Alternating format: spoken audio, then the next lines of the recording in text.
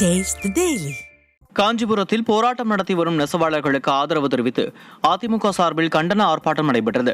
நெசவாளர்கள் நெசவு செய்த சேலையை சங்கங்களில் ஒப்படைத்தவுடன் கூலியாக கையில் பணத்தை அளிக்கும் பழைய நடைமுறையை மாற்றி வங்கிக் கணக்கில் செலுத்துவதாக அறிவிக்கப்பட்டதற்கு எதிர்ப்பு தெரிவித்து நெசவாளர் சங்க கட்டிட நுழைவாயிலில் 5000க்கும் மேற்பட்ட நெசவாளர்கள் 2 நாட்களாக உள்ளிருப்பு போராட்டம் நடத்தி வருகின்றனர்.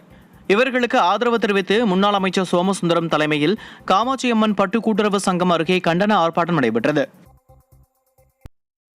திருவள்ளூர் அருகே கால் தடுக்கி சுடுதண்ணீரில் விழுந்து படுகாயமடைந்த மூதாட்டி சிகிச்சை பலனின்றி உயிரிழந்தார். நரசிங்கபுரம் கிராமத்தைச் சேர்ந்த ஆரோக்கியம் என்பவரின் தாயார் சரஸ்வதி கடந்த 7ஆம் தேதி வீட்டை பெருக்கி சுத்தம் செய்துள்ளார். அப்போது கால் தடுக்கி அடுப்பில் வைக்கப்பட்டிருந்த சுடுதண்ணீரில் மூதாட்டி விழுந்துள்ளார்.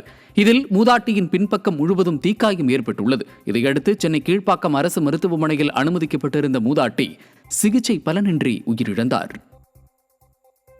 தஞ்சை மாவட்ட ஆட்சியர் அலுவலகத்தில் நடைபெற்ற குறைதீர் கூட்டத்திற்கு விவசாயிகள் அரை நிர்வாணமாக வந்ததால் பரபரப்பு ஏற்பட்டது. மழையால் பாதிக்கப்பட்ட பயிர்களுக்கு உரிய இழப்பீடு வழங்க வேண்டும், கடந்த ஆண்டு பயிர் காப்பீடு வழங்க வேண்டும் உள்ளிட்ட கோரிக்கைகளை வலியுறுத்தி அனைத்து விவசாய சங்கங்களின் கூட்டு இயக்கத்தைச் சேர்ந்த விவசாயிகள் அரை நிர்வாணத்துடன் கூட்டத்தில் பங்கேற்க வந்தனர்.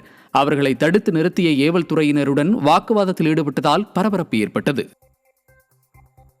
திருப்பூர் மாவட்டம் காங்கேயத்தில் கார் தீப்பற்றி எரிந்து சேதமடைந்த சம்பவம் அரங்கேறியுள்ளது. கார்த்திகேயன் என்பவருக்கு சொந்தமான கார் ஷெட்டில் கருப்புசாமி என்பவர் காரை நிறுத்தி வைத்துள்ளார். இந்த நிலையில் கருப்புசாமியின் மனைவி காரை ஸ்டார்ட் செய்தபோது காரில் இருந்து கரும்புகை வெளியேறி தீப்பற்றி எரிந்துள்ளது.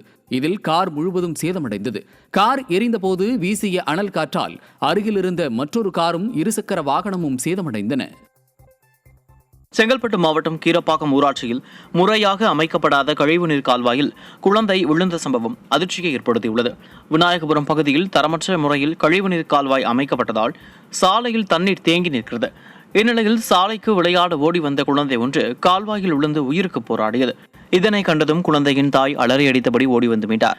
கழிவுநீர் கால்வாய் சீரமைக்க கோரி பலமுறை மனு அளித்தும் அதிகாரிகள் ஆழ்ந்த தியானத்தில் இருப்பதாக பொதுமக்கள் குற்றம் சாட்டுகின்றனர்.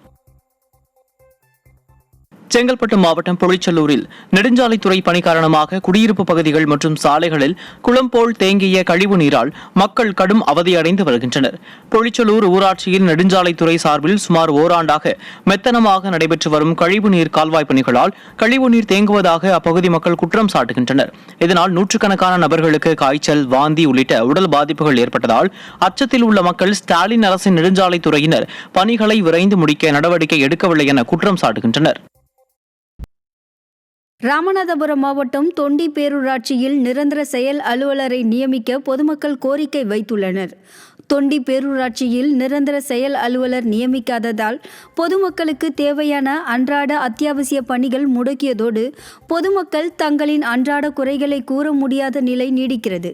எனவே திறனற்ற ஸ்டாலின் அரசின் மாவட்ட நிர்வாகம் போர்க்கால அடிப்படையில் தொண்டி பேரூராட்சிக்கு நிரந்தர செயல் அலுவலரை நியமனம் செய்ய வேண்டும் என பொதுமக்கள் கோரிக்கை விடுத்துள்ளனர். தொண்டி பேரூராட்சியில் நிரந்தர செயல் அலுவலரை போட்டால் மட்டும்தான் தொண்டி மக்களுக்கு பலன் கிடைக்கும். ஒரு சாபக்கேடு மாதிரி தொண்டியில் அனைத்து இதுவும் அமைஞ்சிருக்கு. ரொம்ப மோசமான ஒரு சூழல் தான் தொண்டியை பொறுத்தவரை இருக்குது. அதனால் தொண்டி பேரூராட்சி செயல் அலுவலர் இருந்தால் மட்டும்தான் ஒரு கப்பல் இருக்குன்னு சொன்னால் அதுக்கு நிச்சயமாக கேப்டன் இருக்கணும். கேப்டன் இல்லாமல் அந்த கப்பல் இயங்குனுச்சுன்னா எவ்வளவு மோசமாக இருக்குமோ அதே நிலை தான் தொண்டி பேரூராட்சியில்